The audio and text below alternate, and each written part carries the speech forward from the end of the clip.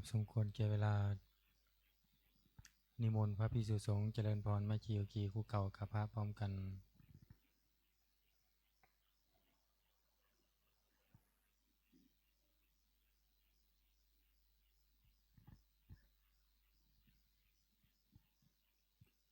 อัญชลีวันทาอภิวาทอัญชลีวันทาอภิวาทอัญชลีวันทาอภิวาทอัญชลีวันทาอัญชลีขอโอกาสขออนุญาตครูบาอาจารย์พระมหาเถระพระเถระอนุเถระพระมัชฌิมาพระนวากาในการเป็นต้นเสียงธรรมวัดเย็นในวันนี้เปิดหนังสือสวดมนต์แปลเล่มใหญ่ไปที่หน้าหนึ่ง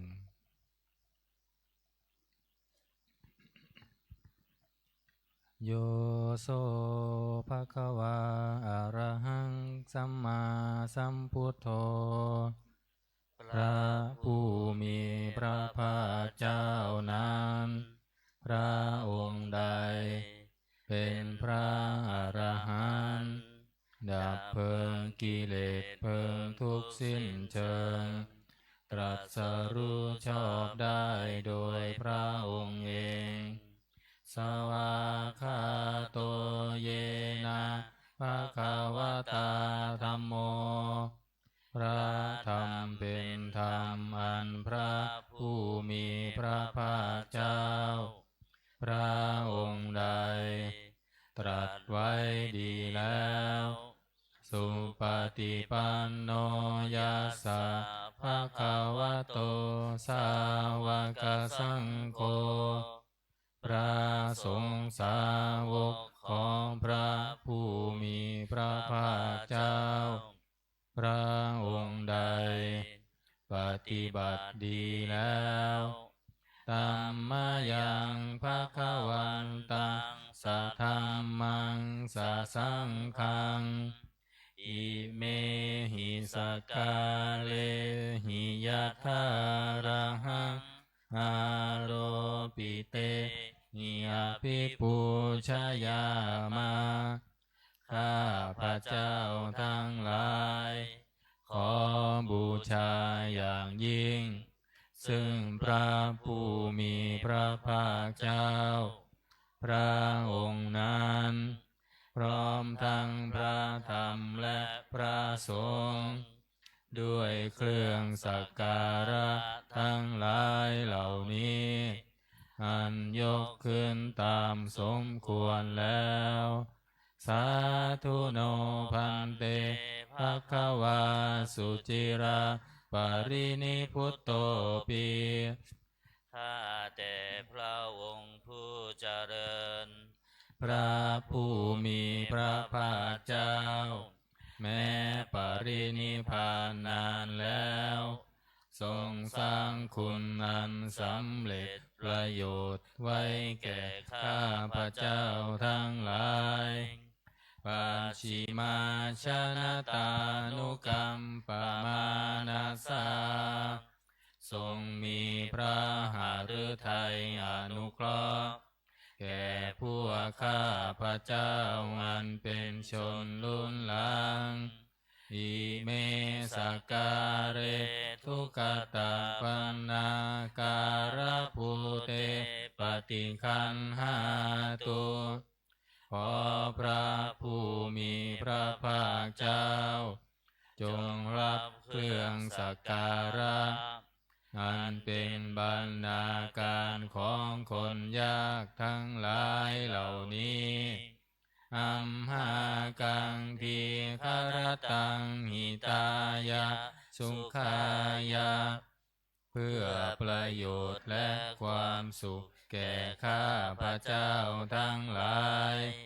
ตลอดกาลและนานเทอญอะระหังสัมมาสัมพุทโธภคะวาพระผู้มีพระภาคเจ้าเป็นพระอรหันต์ดับเพลิงกิเลสเพลิงทุกข์สิ้นเชิงตรัสรู้ชอบได้โดยพระองค์เอง พุทธังภคะวันตังอภิวาเทมิข้าพระเจ้าอภิวาทพระผู้มีพระภาคเจ้าผู้รู้ผู้ตื่นผู้เบิกบาน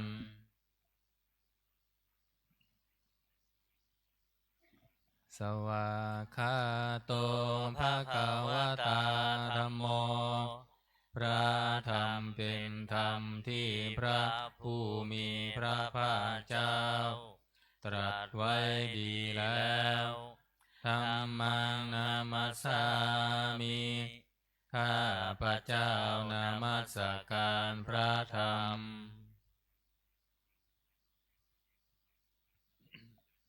สุปฏิปันโนภะคะวะโตสาวกสังโฆพระสงฆ์สาวกของพระผู้มีพระภาคเจ้าปฏิบัติดีแล้วสังฆังนามามิข้าพระเจ้านอบน้อมพระสงฆ์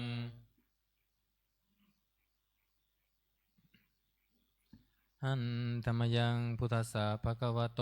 บุพพากนามการังกโรมาเสนะโมตัสสะภะคะวะโตขอนอบน้อมแด่พระผู้มีพระภาคเจ้าพระองค์นั้นอะระหะโตซึ่งเป็นผู้ไกลจากกิเลสสัมมาสัมพุทธัสสะตรัสรู้ชอบได้โดยพระองค์เองนะโมตัสสะภะคะวะโตขอ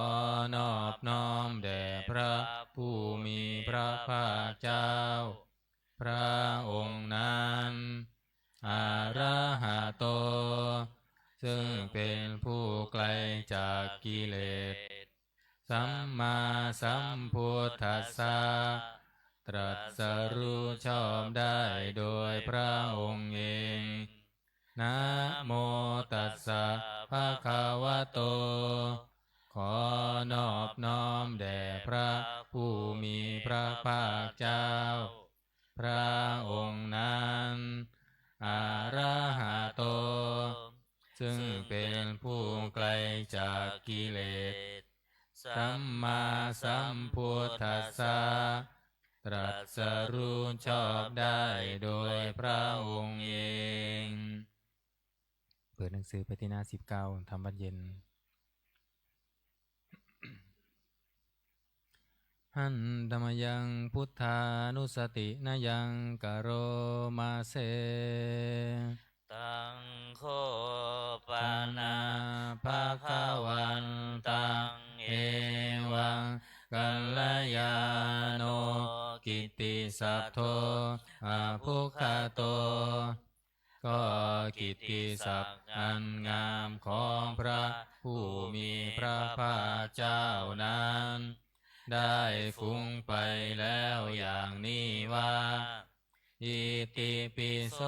ภควาเพราะเหตุอย่างนี้พระผู้มีพระภาคเจ้านั้นอะระหังเป็นผู้ไกลจากกิเลสสัมมาสัมพุทโธเป็นผู้ตรัสรู้ชอบได้โดยพระองค์เองวิชาจารณสัมปันโนเป็นผู้ถึงพร้อมด้วยวิชาและจารณะสุขโตเป็นผู้ไปแล้วด้วยดีโลกวิทูเป็นผู้รู้โลกอย่างแจ่มแจ้งอนุตตโรปุริสธรรมสารถิเป็นผู้สามารถฝึกบุรุษที่สมควรฝึกได้อย่างไม่มีใครยิ่งกว่าสัทธาเทวมนุษย์สานัง เป็นครูผู้สอนของเทวดาและมนุษย์ทั้งหลายพุทโธเป็นผู้รู้ผู้ตื่นผู้เบิกบานด้วยธรรมภควาติเป็นผู้มีความจำเริญจำแนกธรรมสั่งสอนสัตว์ดังนี้อันตมยังพุทธาภิกิติงกโรมาเสพุทธวาลาหันตาวาลาตาทิคุณาภิยุตโตพระพุทธเจ้าประกอบด้วยคุณมีความประเสริฐแห่งอรหันตคุณเป็นต้นสุทธาภิญาณการุณาหิสมาคตโตพระองค์อันประกอบด้วยพระญาณและพระกรุณาอันบริสุทธิ์โพเทสิโยสุชานาตากามรังวาสุโรพระองค์ใดทรงกระทำชนที่ดีให้เบิกบานดุลอาทิตย์ทำบัวให้บานวันธามหังตมรนังศิราสาชิเนทังข้าพระเจ้าไหว้พระชินสีห์ผู้ไม่มีกิเลสพระองค์นั้นด้วยเสียงกล่าวพุทโธโยสัพพปานินังสารนังเขมามุตตะมังพระพุทธเจ้าพระองค์ใดเป็นสารณะอันเกษมสูงสุดของสัตว์ทั้งหลายปันธมานุสติทานังวันทามิตังสิเรนะหังข้าพระเจ้าไหว้พระพุทธเจ้าพระองค์นั้นอันเป็นที่ตั้งแห่งความระลึกองค์ที่หนึ่งด้วยเสียงกล่าวพุทธัสสะหัสสมิทาโสวะพุทโธเมสามิกิสโร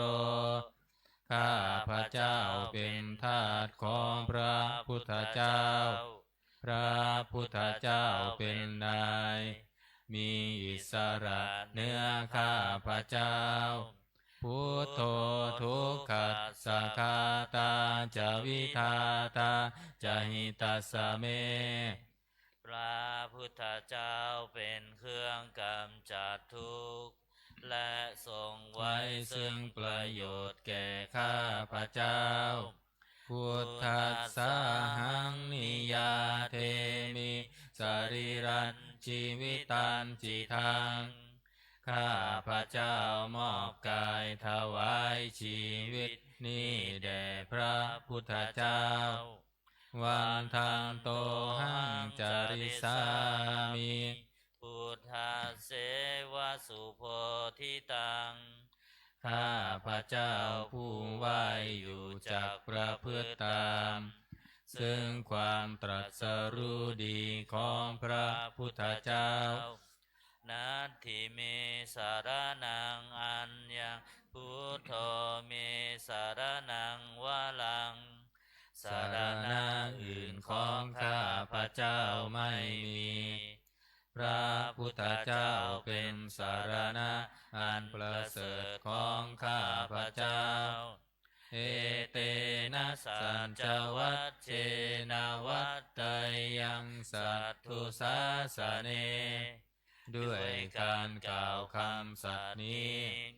ข้าพระเจ้าพึงเจริญในพระศาสนาของพระศาสดาพุทธังเมวันธมาเนนะยังปุญญังปัสสุตังอิทาข้าพระเจ้าผู้ไหวอยู่ซึ่งพระพุทธเจ้าได้ขวนขวายบุญใดในบัดนี้สัมเพปิอันดารายาเม มาเหสุงตัสสะเตชะสาอันตรายทั้งปวงอย่าได้มีแก่ข้าพเจ้าด้วยเดชแห่งบุญนั้นกายเยนะวาจายะเจตสาวาด้วยกายก็ดีด้วยวาจาก็ดีด้วยใจก็ดีพุทเทกุกัมมังปะกะตังมะยายังคำหน้าติเตียนอันใดที่ข้าพระเจ้ากระทำแล้วในพระพุทธเจ้าพุทโธปฏิคันหาตัวอัจฉยันตังขอพระพุทธเจ้าจงงดซึ่งโทษล่วงเกินอันนั้นการันตะเรสังวริตุงวะพุทเทเพื่อการสำรวมระวังในพระพุทธเจ้าในการต่อไปอันธรรมยังธรรมานุสตินายังกโรมาเสสวาคาโตภะคะวะตาธัมโมพระธรรมเป็นสิ่งที่พระผู้มีพระภาคเจ้าตรัสไว้ดีแล้วสันทิฏฐิโกเป็นสิ่งที่ผู้ศึกษาและปฏิบัติพึงเห็นได้ด้วยตนเองอากาลิโกเป็นสิ่งที่ปฏิบัติได้และให้ผลได้ไม่จำกัดการเอหิปัสสิโกเป็นสิ่งที่ควรกล่าวกับผู้อื่นว่าท่านจงมาดูเถิดโอปานายิโกเป็นสิ่งที่ควรน้อมเข้ามาใส่ตัวปัจจตังเวทิตาโพวินโยเหติเป็นสิ่งที่ผู้รู้ก็รู้ได้เฉพาะตนดังนี้อันธรรมยังธรรมาภิกิติงกโรมาเสสวาคาตาตาทิคุณายโยภาวะเสนะเสยโยพระธรรมเป็นสิ่งที่ประเสริฐเพราะประกอบด้วยคุณคือความที่พระผู้มีพระภาคเจ้าตรัสไว้ดีแล้วเป็นต้นโยมัคคปากัปปริยัตติวิโมกขเพโทเป็นธรรมอันจำแนกเป็นมรรคผลปริยัติและนิพพานธัมโมกุโลกัปปัตตนาตถาธาริธารีเป็นธรรมทรงไว้ซึ่งผู้ทรงธรรมจากการตกไปสู่โลกที่ชั่ววันธามหังตมหารังวรธรรมเมตังข้าพระเจ้าไหว้พระธรรมอันประเสริฐนั้นอันเป็นเครื่องขจัดเสียซึ่งความมืดธัมโมโยสัพพปานินังสารนังเขมามุตตมังพระธรรมใดเป็นสารณะอันเกษมสูงสุดของสัตว์ทั้งหลายทุติยานุสติทานังวันธามิตังสิเรนะหังข้าพระเจ้าไหว้พระธรรมนั้นอันเป็นที่ตั้งแห่งความระลึกองค์ที่สองด้วยเสียงกล่าวธรรมัสสาหัสสมิทาโสวะธัมโมเมสามิกิสโรข้าพระเจ้าเป็นทาสของพระธรรมพระธรรมเป็นนายมีอิสระเหนือข้าพระเจ้าธัมโมทุกขัสสะคาตาจะวิทาตาจะหิตัสสะเมพระธรรมเป็นเครื่องกำจัดทุกข์ และทรงไว้ซึ่งประโยชน์แก่ข้าพเจ้าธรรมัสสาหังนิยาเทมิสรีรันชีวิตันจิทังข้าพเจ้ามอบกายถวายชีวิตนี้แด่พระธรรมวันทานโตหังจาริสามิธรรมัสเสวสุธรรมตังข้าพเจ้าผู้ไหวอยู่จากประพฤติตามซึ่งความเป็นธรรมดีของพระธรรมนัตถิเมสารนังอัญญธัมโมเมสารนังวรังสารนังอื่นของข้าพเจ้าไม่มีพระธรรมเป็นสารณะอันประเสริฐของข้าพเจ้าเอเตนะสัจจวัชเชนะวัตตยังสัทธุสาสเนด้วยการกล่าวคำสัตย์นี้ข้าพเจ้าพึงเจริญในพระศาสนาของพระศาสดาธรรมังเมวันธมาเนนะยังปุญญังปสุตังอิทาข้าพเจ้าผู้ไหวอยู่ซึ่งพระธรรมได้ขวนขวายบุญใดในบัดนี้สัมเพปิอันตรายาเมมาเหสุตัสสะเต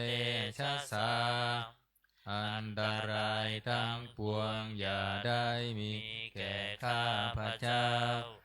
ด้วยเดชแห่งบุญนั้นกาเยนะวาจายวเจตัสสาวาด้วยกายก็ดีด้วยวาจาก็ดีด้วยใจก็ดีธัมเมกุกัมมังปะกตังมายายังกรรมหน้าติเตียนันใด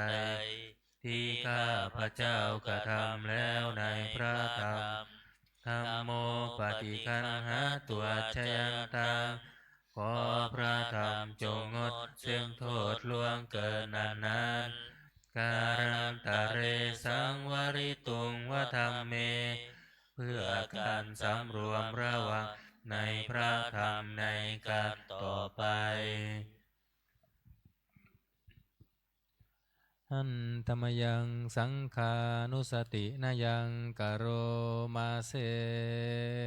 สุปฏิปันโนภะคะวะโตสาวกสังโฆทรงสา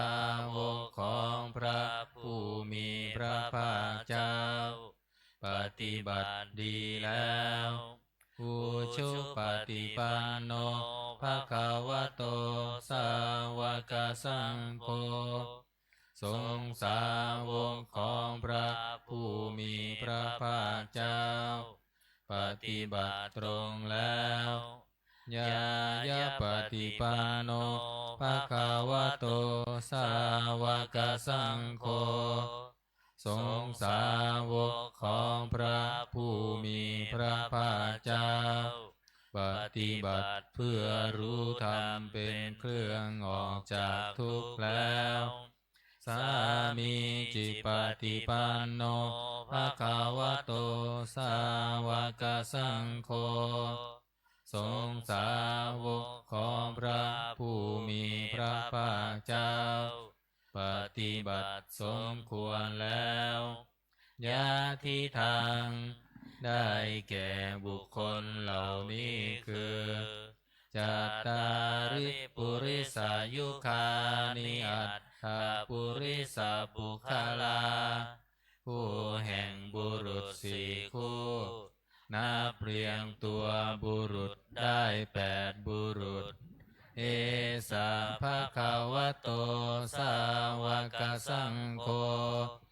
นั่นแหละทรงสาวกของพระผู้มีพระภาคเจ้าอาหุนยโยเป็นสมควรแก่สักการะที่เขานำมาบูชาปาหุนยโยเป็นสมควรแก่สักกาการระที่ เขาจัดไว้ต้อนรับทักขินายโยเป็นผู้ควรรับทักษิณาทานอัญชลีกรณิโยเป็นผู้ที่บุคคลทั่วไปควรทำอัญชลีอนุตตรังปุญญเกตังโลกัสสติเป็นเนื้อนาบุญของโลกไม่มีนาบุญอื่นยิ่งกว่าดังนี้อันธรรมยังสังฆาภิกขิติงกโรมาเส สัทธัมมโชสุปฏิปฏิคุณานิยุตโตพระสงฆ์ที่เกิดโดยพระสัทธรรมประกอบด้วยคุณมีความปฏิบัติดีเป็นต้นโยธรรมพิโทอริยบุคคลสังฆเสโทเป็นหมู่แห่งพระอริยบุคคลอันประเสริฐแปดจำพวกสีราทิธรรมปาวาราสายกายจิตโตมีกายและจิตอันอาศัยธรรมมีศีลเป็นต้นอันบวรวันธามหังตมาริยานาคานังสุทังข้าพระเจ้าไหว้หมู่แห่งพระอริยเจ้าเหล่านั้นอันบริสุทธิ์ด้วยดีสังโฆโยสัพพปานีนังสารนังเขมามุตตะมังพระสงฆ์หมู่ใดเป็นสารณะอันเกษมสูงสุดของสัตว์ทั้งหลายตาติยานุสติทานังวันทามิตังสิเรนะหังข้าพระเจ้าไหว้พระสงฆ์หมู่นั้นอันเป็นที่ตั้งแห่งความระลึกองค์ที่สามด้วยเสียงกล่าวสังฆัสสาหัสสมิทาโสวะสังโฆเมสามิกิสโรข้าพระเจ้าเป็นทาสของพระสงฆ์พระสงฆ์เป็นนายมีอิสระเหนือข้าพระเจ้าสังโฆทุกขัสสะคาตาจะวิทาตาจะหิตาสเมพระสงฆ์เป็นเครื่องกำจัดทุกข์และทรงไว้ซึ่งประโยชน์แก่ข้าพระเจ้า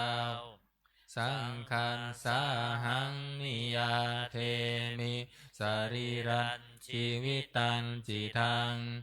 ข้าพระเจ้ามอบกายถวายชีวิตนี้แด่พระสงฆ์วันทันโตหังจาริสา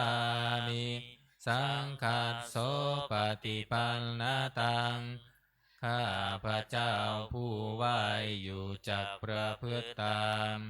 ซึ่งความปฏิบัติดีของพระสงฆ์นาทิเม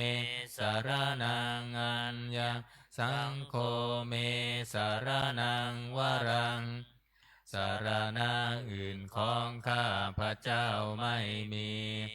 พระสงฆ์เป็นสารณะอันประเสริฐของข้าพระเจ้าเอ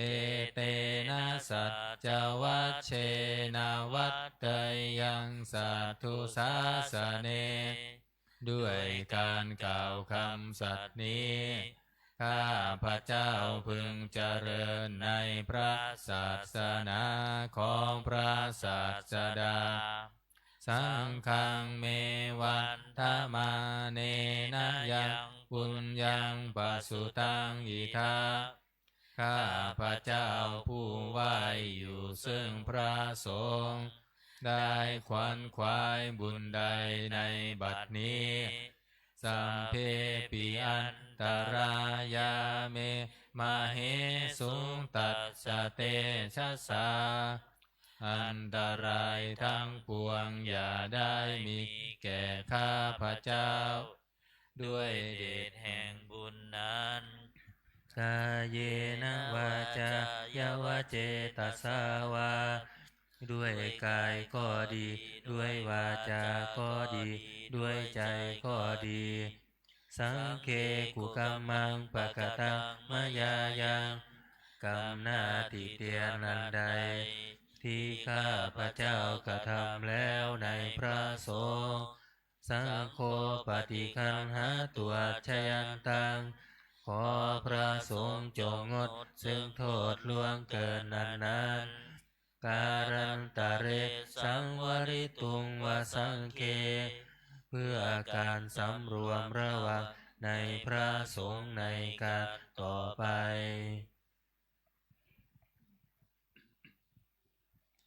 เปิดหนังสือไปที่หน้า38โอวาทปาติโมกข์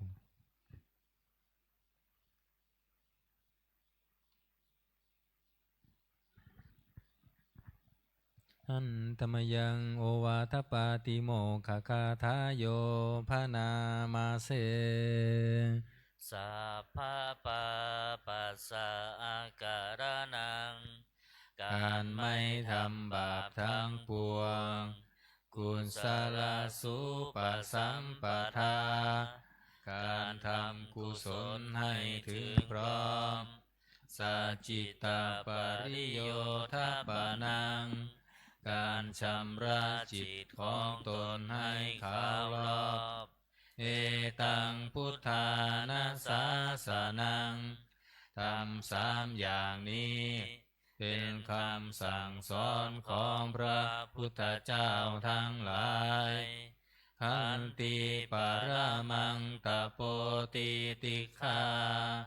ขันติคือความอดกลั้นเป็นธรรมเครื่องเผากิเลสอย่างยิ่งนิพพานังปรมังวทันติพุทธาผู้รู้ทั้งหลายกล่าวพระนิพพานว่าเป็นธรรมอันยิ่งนาหิปภาชิโตปรูปคาติผู้กำจัดสัตว์อื่นอยู่ไม่ชื่อว่าเป็นบรรพชิตเลยสัมมาโนโหติปรังวิเหทยันโตผู้ทำสัตว์อื่นให้ลำบากอยู่ไม่ชื่อว่าเป็นสมณะเลยอนุปวาโทอนุปคาโตการไม่พูดร้ายการไม่ทำร้ายปาติโมกเขจะสังวโรการสำรวมในปาติโมกข์มัตตัญยุตาจะพัตตัสสมิงความเป็นผู้รู้ประมาณในการบริโภคปันตัญจะสยนาสนังการนอนการนั่งในที่อันสงัดอาทิจิเตจะโยโคความหมั่นประกอบในการทำจิตให้ยิ่งเอตังพุทธานาสาสนังทำ6อย่างนี้เป็นคำสั่งสอนของพระพุทธเจ้าทั้งหลายเปิดมาหน้า27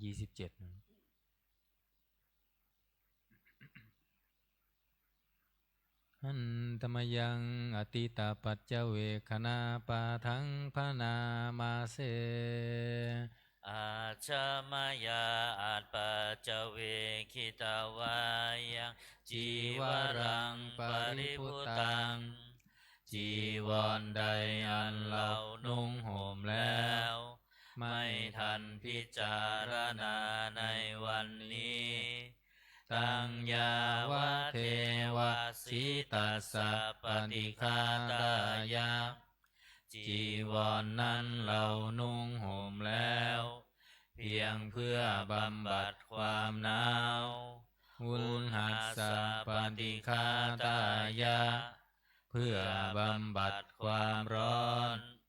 ดังสมกาสวาตาตปัสสิริงสัพพสัมผัสสานังปฏิฆาตายะเพื่อบำบัดสัมผัสนั้นเกิดจากเหลือบยุงลมแดดและสัตว์เลื้อยคลานทั้งหลายยาวะเทวะหิริโกปินะปฏิชาธานาทังและเพียงเพื่อปกปิดอวัยวะอันให้เกิดความละอายอาชามายาอัมบัจเจเวคิตาวายโยปินทปาโตปริพุตโตบิณฑบาตใดอันเราฉันแล้วไม่ทันพิจารณาในวันนี้โสเนวะทวายาบิณฑบาตนั้นเราฉันแล้วไม่ใช่เป็นไปเพื่อความเพลิดเพลินสนุกสนาน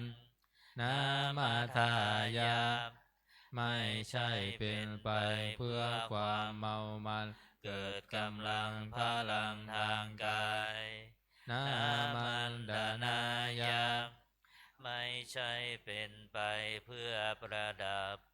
นาวิภูสนายาไม่ใช่เป็นไปเพื่อตกแต่ง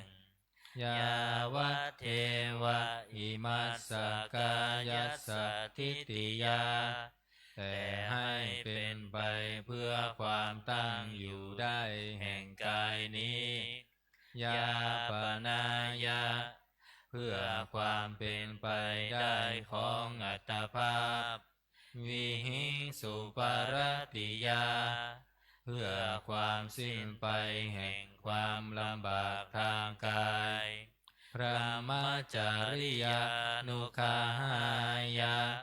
เพื่ออนุเคราะห์แก่การประพฤติพรหมจรรย์อิติปุรานันจะเวทนังปฏิหังคามิด้วยการทำอย่างนี้เราย่อมระงับเสียได้ซึ่งทุกขเวทนาเก่าคือความหิวนาวันจะเวทนังนาอุปาเทสามิและไม่ทำทุกขเวทนาใหม่ให้เกิดขึ้นยาตราจะเมภวิสติอนวัชชตาจะพาสุวิหารโรจาติ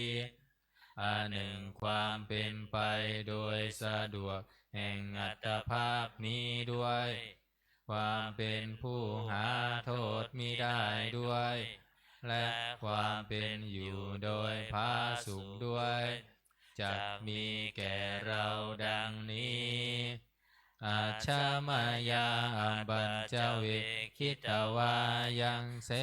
นาสนังปริพุตตังเสนาสนะใดเราใช้สอยแล้วไม่ทันพิจารณาในวันนี้ตังยาวะเทวาสิตัสสะปฏิฆาตายาเสนาสนะนั้นเราใช้สอยแล้วเพียงเพื่อบำบัดความหนาวอุณหัสสะปฏิฆาตายาเพื่อบำบัดความร้อน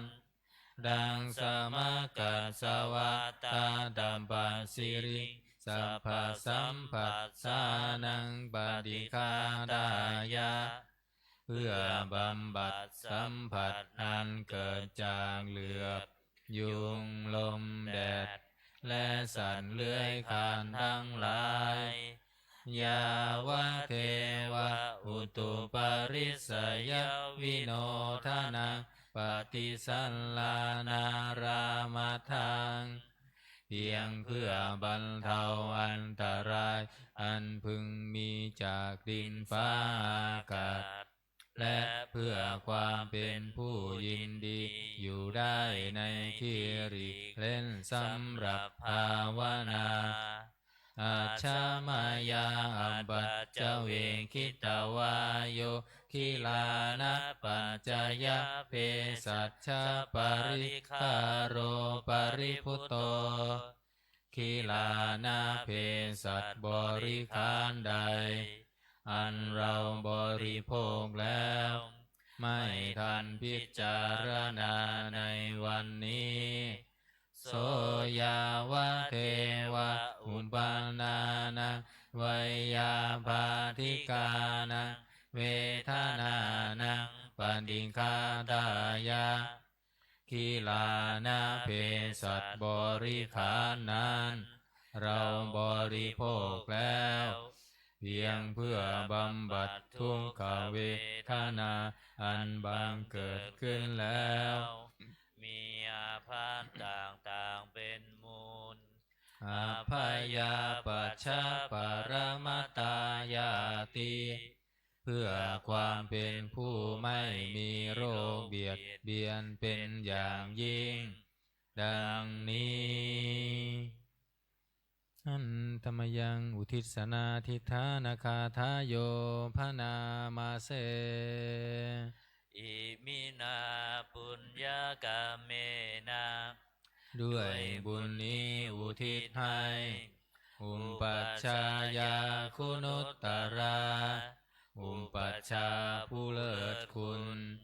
อาจาริโยปการาจาและอาจารย์ผู้เกื้อหนุนมาตาปิตาจายาตกาทั้งพ่อแม่และปวงญาติ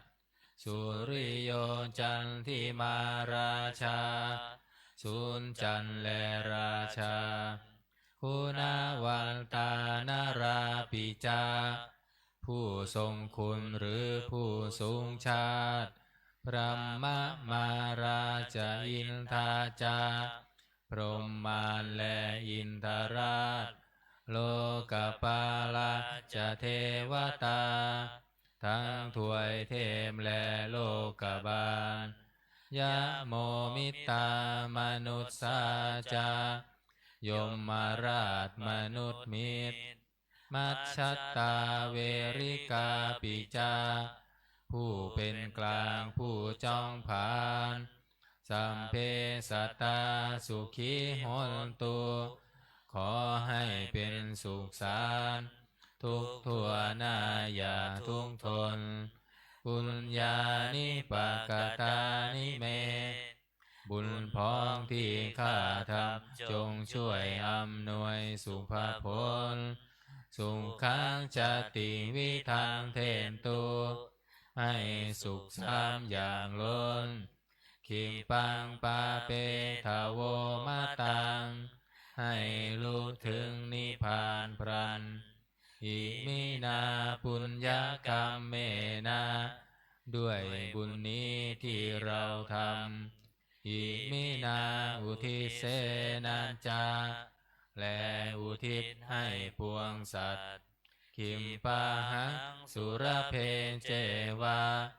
เราพันได้ซึ่งการตัดตันหุปาทานาเฉทานังตัวตัณหาอุปาทานเยสันตาเนหินาธรรมาสิ่งชั่วในดวงใจยาวะนิพพานโตมะมังกว่าเราจะถึงนิพพานนัสสันตุสัมปทาเยวะมาลายสิ้นจากสันดานยัจฉาชาโตภเวภเวทุงพบที่เราเกิดอุชุจิตตังสติปัญญามีจิตตรงและสติทั้งปัญญาอันประเสริฐสันเลโควิริยัมหินาพร้อมทั้งความเพียรเลิศเป็นเครื่องขูดกิเลสหายมาราระพันตุโนกาสังโอกาสอย่าพึงมีแก่หมู่มารสิ้นทั้งหลายกาตุนจาวิริเยสุเมเป็นช่องประทุษลายทำลายล้างความเพียรจม พุทธาธิปวโรนาโถพระพุทธผู้บวรนาถธัมโมนาโถวรุตตโมพระธรรมที่พึงอุดมนาโถปัจเจกพุทโธจาพระปัจเจกพุทธสมสังโฆนาโถตโรมะมังทบพระสงฆ์ที่พึงพยองเตโสตมานุภาเวนะด้วยอานุภาพนั้นมาโรกาสังละพันตุมาขอหมู่มารอย่าได้ช่องทัสสะปุญญานุภาเวนะด้วยเดชบุญทั้ง10ป้องมาโรกาสังละพันตุมาอย่าเปิดโอกาสแก่มารเถินวันนี้วันจันทร์สวดธรรมจักรเปิดหนังสือมนต์พิธีเล่มเหลืองไปที่หน้า86ธรรมจักร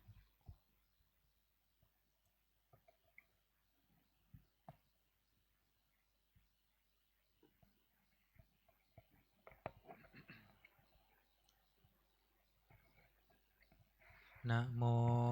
ตัสสะภะคะวะโตอะ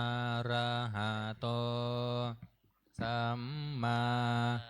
สัมพุทธัสสะนะโมตัสสะภะคะวะโตอะระหะโตสัมมาสัมพุทธัสสะนะโมตัสสะภะคะวะโต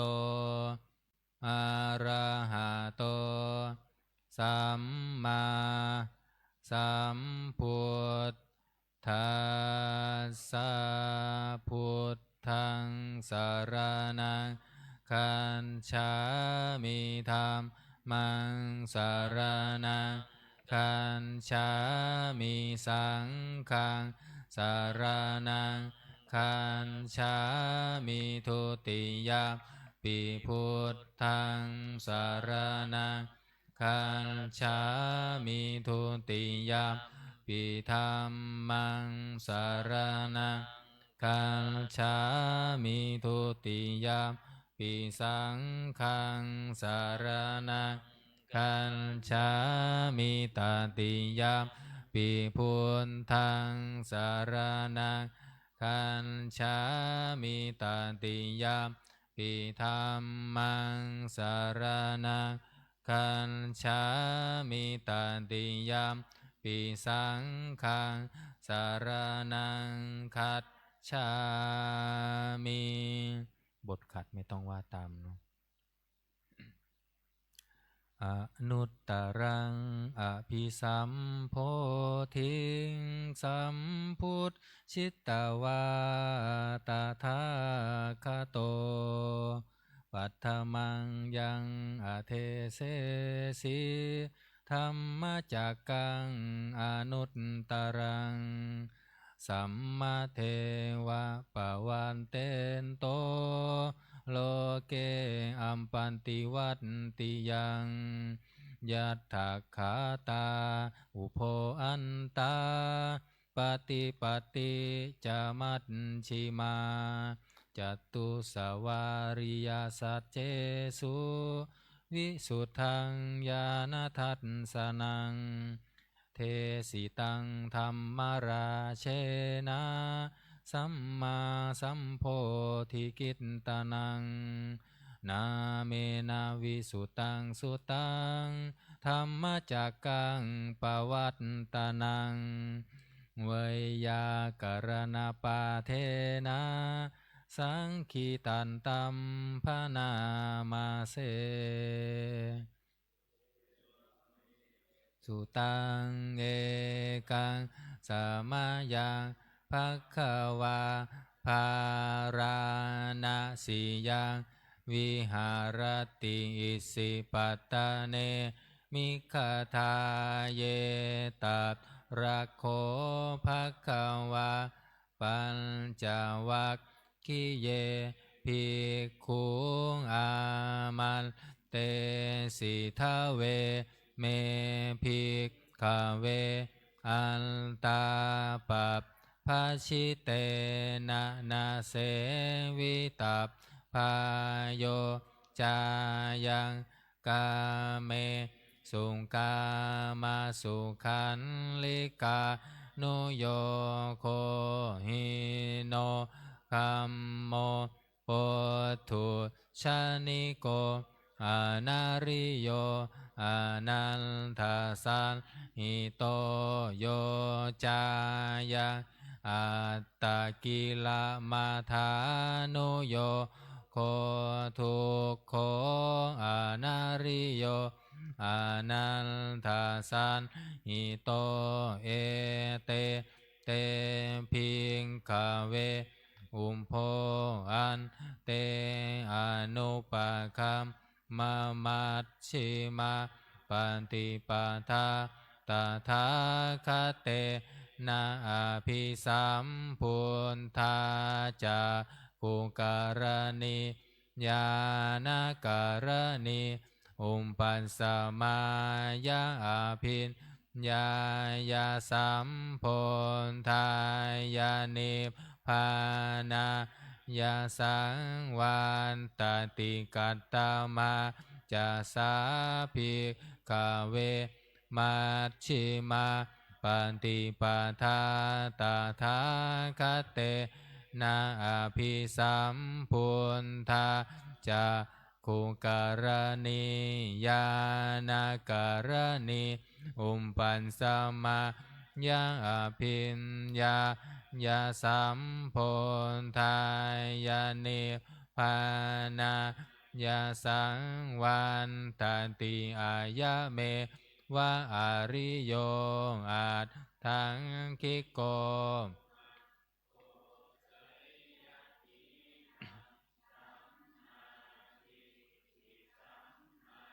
สังกัมโปสัมมาวาจาสัมมากัมมันโตสัมมาอาชีโวสัมมาวายาโมสัมมาสติสัมมาสมาธิอายังโคสาภิกขเวมัชชิมาปันติปาทาตถาคเตนะอภิสัมพุทธาจังกุการณิญาณการณิอุมปันสมายาอภิญญายาสัมพุทธายานิพพานายาสังวันตติงิทังโคปานาภิกขเวทุกขังอริยสัจจังชาติปิทุกขาชาราปิทุกขามารณะปิทุกขังโสกัมปริเทวันทุกขันโทมานัสสุมปายาสาปิทุกขาอาปิเยหิสัมปโยโคทุกโขปิเยหิวิปปโยโคทุกโขยัมปิชังนาลพันติตัมปิทุกขังสังขิเตนาปัญจุปาทานักขันธาทุกขาอิทังโคปานาภิกขเวทุกขสมุทัยโยอริยสัจจังยายังตัณหาโปโนภวิกานันทิราคะสหคตา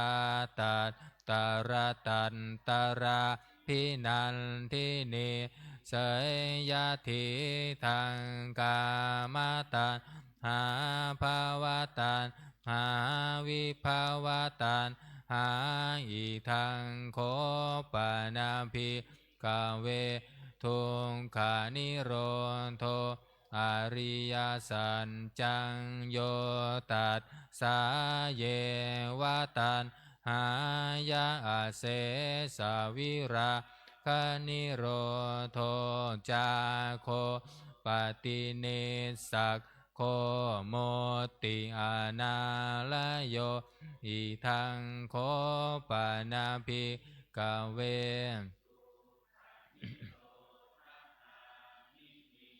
อริตังอริยสัจจังอายะเมวะอริโยงอัตถังคิโกมาโคเสยยะทิทังสัมมาทิฏฐิสัมมาสังกัปโปสัมมาวาจาสัมมากัมมันโตสัมมาอาชีโวสัมมาวายาโมสัมมาสติสัมมาสมาธิอิทังทุกขังอริยสัจจันติเมพิงคเวบุพเพอนันุตสุเตสุธรรมเมสุจังคุงอุทธัปปะทิญาณังอุทธัปปะทิปัญญาอุทธัปปะทิวิชาอุทธัปปะทิอาโลโกอุทธัปปะทิตังโคปานิทังทุกขังอริยสัจจังปริญเยยยันติเมภิกขเวบุมเพอนันุตสุเตสุธรรมเมสุจักขุงอุทธัปปะทิญาณังอุทธัปปะทิปัญญาอุทธัปปะทิวิชาอุทธัปปะทิอาโลโกอุทธัปปะทิตังโคปานิทังทุกขังอริยสัจจังปริญญาตันติเมพิงคเวบุมเพอนันุตสุเตสุธรรมเมสุจังคุงอุทธัปปะทิญาณังอุทธัปปะทิปัญญาอุทธัปปะทิวิชาอุทธัปปะทิอาโลโกอุทธัปปะทิอิทังทุกขสมุทัยโยอริยสัจจันติเมพิงคเวบุมเพอนันุตสุเตสุธรรมเมสุจักขุงอุทธัปปะทิญาณังอุทธัปปะทิวิชาอุทธัปปะทิอาโลโกอุทธัปปะทิตังโคปานิทังทุกขสมุทัยโยอริยสัจจังปหาตัพพันติเมพิงคเวบุมเพอนันุตสุเตสุธรรมเมสุจักขุงอุทธัปปะทิญาณังอุทธัปปะทิปัญญาอุทธัปปะทิวิชาอุทธัปปะทิอาโลโกอุทธัปปะทิตังโคปานิทังทุกขสมุทัยโยอริยสัจจังปะหินันติเมภิกขเวบุพเพอนันุตสุเตสุธรรมเมสุจักขุงอุทธัปปะทิญาณังอุทธัปปะทิปัญญาอุทธัปปะทิวิชาอุทธัปปะทิอาโลโกอุทธัปปะทิอิทังทุกขานิโรโธอริยสัจจันติเมภิกขเวบุพเพอนันุตสุเตสุธรรมเมสุจังคุงอุทธัปปะทิญาณังอุทธัปปะทิวิชาอุทธัปปะทิอาโลโกอุทธัปปะทิตังโคปานิทังทุกขานิโรโธอริยสัจ จังสันชิกาตับพันติเมพิงคาเวบุมเพอนานุตสุเตสุธรรมเมสุจักขุงอุทาปาทิยานังอุทาปาทิปัญญาอุทาปาทิวิชาอุทาปาทิอาโลโกอุทาปาทิตังโคปานิทังทุงขานิโรโทอริยสัจจังสันชิกตันติเมพิงคาเวบุมเพอนานุตสุเตสุธรรมเมสุจักขุงอุทาปาทิยานังอุทาปาทิปัญญาอุทาปาทิวิชาอุทาปาทิอาโลโกอุทาปาทิอิทังทุกขานิโรธคามินิปฏิปทาอริยสัจจันติเมภิกขเวบุพเพอนานุตสุเตสุธรรมเมสุจักขุงอุทาปาทิยานังอุทาปาทิวิชาอุทาปาทิอาโลโกอุทาปาทิตังโคปานิทังทุงขานิโรทัคคามินิปฏิปทาอริยสัจจังภาเวตับพันติเมภิกขเวบุมเพอนานุตสุเตสุธรรมเมสุจักขุงอุทาปาทิยานังอุทาปาทิปัญญาอุทาปาทิวิชาอุทาปาทิอาโลโกอุทาปาทิตังโคปานิทังทุงขานิโรทัคคามินิปฏิปทาอริยสัจจังภาวิตันติเมพิงคเวบุมเพอนานุตสุเตสุธรรมเมสุจักขุงอุทาปาทิยานังอุทาปาทิปัญญาอุทาปาทิวิชาอุทาปาทิอาโลโกอุทาปาทิยาวกิวัลจะเมภิกขเวอิเมสุจตุสุอริยสัจเจสุเอวันติปริวัตทังทวาทาสาการังยะถาภูตังญาณทัสสานังนาสุวิสุทธังอโหสิเนวตาวาหังภิกขเวสะเทวะเกโลเกสัมมาระเกสัพพะมะเกสัพสัมมานะพรหมนิยาปัญชายาสะเทวมนุษย์สายังอนุตตรังสัมโพธิงอภิสัมพุทโธปัญจัญญาสิงยโตจะโคเมพิงขเวอิเมสุจตุสุอริยสัจเจสุเอวันติปริวัตทังทวาทาสาการังยะถาภูตังญาณทัสสานังสุวิสุทธังอโหสิอาทาหังพิงขเวสะเทวะเกโลเกสัมมาระเกสัพพะมะเกสัพสัมมานะพรหมนิยาปัญชายาสะเทวมนุษย์สายังอนุตตรังอภิสัมพุทโธปัญจัญญาสิงญานันจะปานะเมทัสสะนังอุทาปาทิอากุมปาเมวิมุตติอายามันติมาชาตินันทิธานิปุนาภาโวติอิทธามโวจะภควา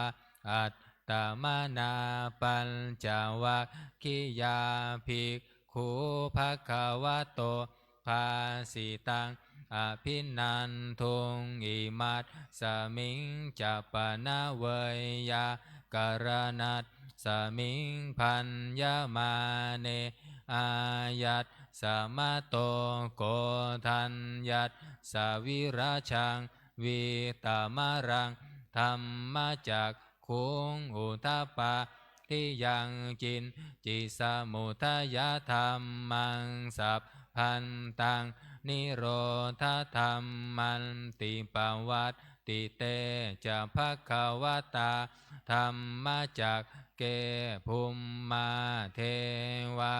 สัตถมนุษย์สาเวสุเอตัมภควตาภารานาสิยังอินสิปัตตเนมิคทาเยอนุตตรังธรรมจักกังปวัตติตังอัปปติวัตติยังสามเณนาวาพรหมเนนาวาเทเวนาวามาเรนาวาพรหมุนาวาจิวาโลกัสสมินติภูมมานังเทวานังสันทังสุนตวาจาตุมมหาราชิกาเทวาสัตถมนุษย์สาเวสุงจาตุมมหาราชิกานังเทวานังสันทังสุนตวาตาวติสาเทวาสัตถมนุษย์สาเวสุงตาวติสานังเทวานังสันทังสุนตวายามาเทวาสัตถมนุษย์สาเวสุงยามานังเทวานัง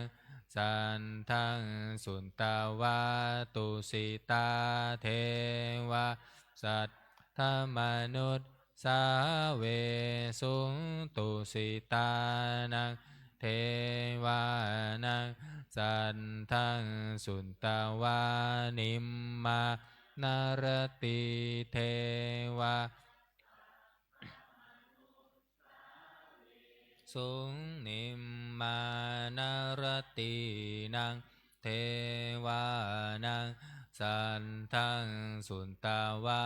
ปารณิมมิตวัสสวัตติเทวาสัตถมนุษย์สาเวสุงปารณิมมิตวัสสวัตตินังเทวานังสัตทังสุตตวาพรหมปริสัทชาเทวาสัตถมนุษย์สาเวสุงพรหมปริสัทชานังเทวานังสันทังสุนตวาพรหมปโรหิตาเทวาสัตถมนุษย์สาเวสุงพรหมปโรหิตานังเทวานังสันทังสุนตวามหาพรหมเทวาสัตถมนุษย์สาเวสุงมหาพรหมานังเทวานังสันทังสุตตวาปริตาภาเทวาสัตถมนุษย์สาเวสุงปริตาภานังเทวานังสัตทังสุนตวาอัมปมานาภาเทวาสัตถมนุษย์สาเวสุงอัมปมานาภานังเทวานัง สุนตวาอาภัสสราเทวาสัตธมนุษย์สาเวสุอาภัสสรานังเทวานังสัตทั้งสุนตวาปริตาสุภาเทวาสัตธมนุษย์สาเวสุงปริตาสุภานังเทวานังสัตทั้งสุนตวาอัมปมานาสุภาเทวาสัตธมนุษย์สาเวสุงอัมปมานาสุภานังเทวานังสัตทั้งสุนตวาสุภกินนาหากาเทวาสัตธมนุษย์สาเวสุงสุภกินนาหากานังเทวานังสันทังสุนตวาเวหัพพลาเทวาสัตธมนุษย์สาเวสุงเวหัพพลานังเทวานังสันทังสุนตวาอวิหาเทวาสัตธมนุษย์สาเวสุงอวิหานังเทวานังสันทังสุนตวาอันตัมปาเทวาสันธมนุษย์สาเวสุงอันตัมปานังเทวานังสุนตวาสุทัสสาเทวาสัตธมนุษย์สาเวสุงสุทัสสานังเทวานังสัตทั้งสุนตวาสุทัสสีเทวาสัตธมนุษย์สาเวสุงสุทัสสีนังเทวานังสัตทั้งสุนตวาอากานิทากาเทวาสัตธมนุษย์สาเวสุงเอตัมภควตาภาราณสียังอินสิปัตตเนมิคทาเยอนุตตรังธรรมจักกังปวัตติตังอัปปติวัตติยังสามเณนาวาพรหมเณนาวาเทเวนาวามาเรนาวาพรหมุนาวาเกนะจิวาโลกัสสมินติอิติหะเตนะคะเนนะเตนะมุตหุนเตนะยาวะพรหมโลกาสัตโทอัปพุทธันชิอายันจัตถสสะสหสีโลกาธาตุสังกัมปิสัมปะกัมปิสัมปะเวทิอัปปามาโนจะโอลาโรโอภาโสโลเกปาตุระโหสิอติกัมเมวะเทวานังอัฏฐโคภควาอุทานังอุทาเนสิอัญญาสิวัตโพโกทันโยอัญญาสิวัตโพโกทันโยติติหิทังอายัสสมาโตโกทันยัสสะอัญญาโกทันโยตเววนามังอโหสิติภวันตุสัพพะมังคารังลักขันตุสัพพะเทวตาสัพพะพุทธานุภาเว นะสัทธาโสธิภาวันตุเตภาวันตุสัพพะมังคารังลักขันตุสัพพะเทวตาสัมภะสังฆานุภาเวนะสัทธาโสธิภาวันตุเตภาวันตุสัพพะมังคารังลักขันตุสัพพะเทวตาสัพพะสังฆานุภาเวนะสัทธาโสธิภาวันตุเตครับการทำวัดเย็นก็จบไปที่นี้นะครับเราต่อไปจะได้เจริญจิตตภาวนาทำสมาธิสักครู่แล้วแผ่เมตตาพร้อมกัน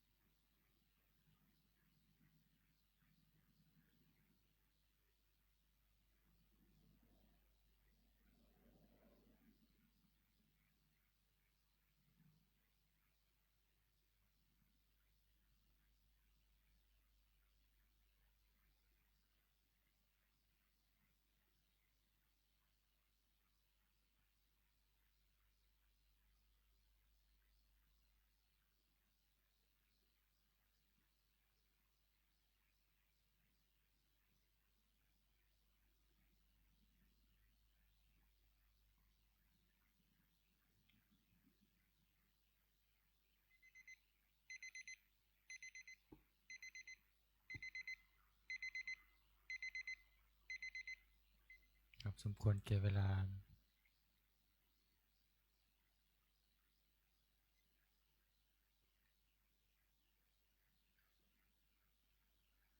เป็นตัวคนเอาที่บุญกุศลแผ่เมตตาพร้อมกัน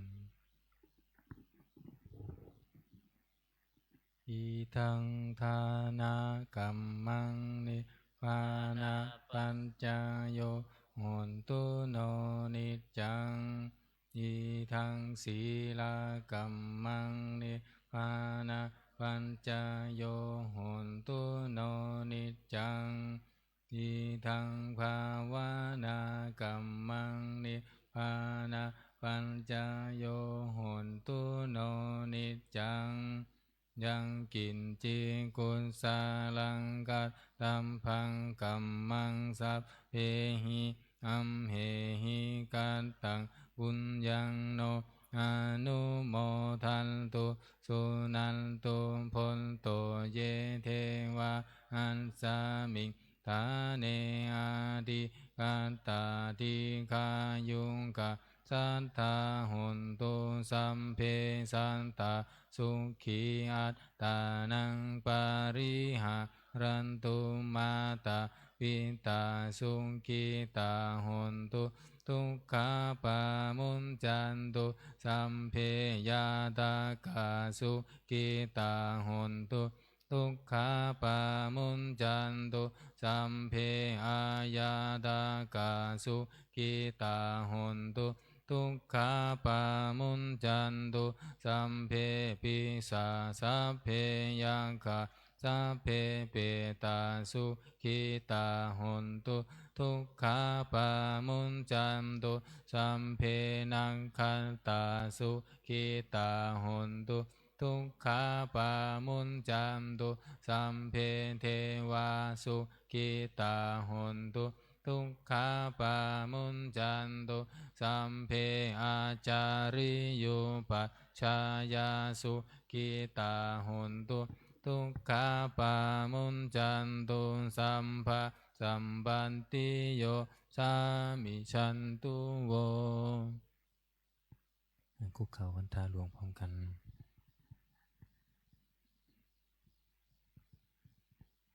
วันทามิพุทธังสัพพะเมวะโตสังฆามะทะเมพันเตวันทามิธัมมังสัพพะเมวะโตสังฆามะทะเมพันเตวันทามิสังฆังสัพพะเมวะโตสังฆามะทะเมพันเตวันทามิคารุงอุมปัญชาอาจาริเยสัพพะเมวะโตสังฆามะทะเมพันเตวันทามิกัมมัฏฐานังสัพพะเม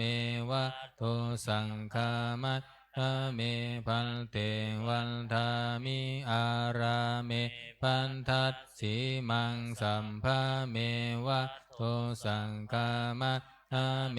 พันเตวันทามิเจติยังสัพพังสัมภะทาเนสุปฏิทิตาสาลีลาธาตุมหาโพธิพุทธารูปังสักกาลังสัทธานาคาโลเกเทวะโลเกพรหมะโลเกชัมพูทิเปลังกาทิเปสารีลัทธาตุโยเกสาธาตุโยอะระหันตะธาตุโยเจติยะคันทะกุณทิจตุราสิติสหัสเสธัมมัคคันเทสัพเพสัมปะทะเจติยังอาหังวันทามิสัพพะโสอัญชลีวันทาอภิวาทอัญชลีวันทาอภิวาทอัญชลีวันทาอภิวาทอัญชลีวันทาอัญชลีก้มหมอบวันทาน้อยพร้อมกัน สาธุวันทามิพันเตสัพพะอัปปาราทังขมัตถะเมพันเตมยากตังปุญญาสามินาอนุโมทิตาภังสามินากตังปุญญังไมหัตถะพังสาธุสาธุอนุโมทามิอัญชลีวันทาพิวาทอัญชลีวันทาพิวาทอัญชลีวันทาพิวาทอัญชลีวันทาอัญชลีกลับลาพระรัตนตรัยพร้อมกันอะระหังสัมมาสัมพุทโธภะคะวาพุทธังภะคะวันตังอภิวาเทมิสวากขาโตภะคะวะตาธัมโมธัมมังนามัสสามิสุปฏิปันโนภะคะวะโตสาวกสังโฆสังฆังนามามิ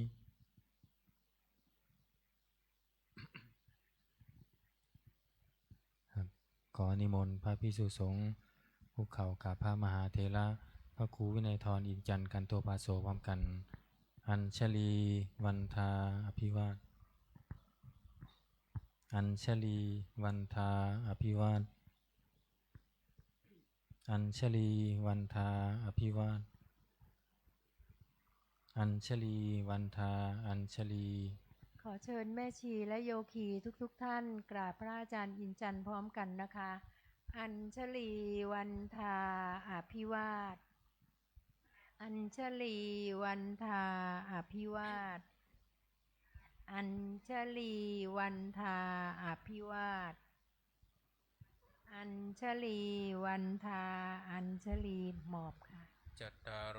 ธรรมวัฏันติอายุวันโนสุขังภะลัง สาธุสาธุสา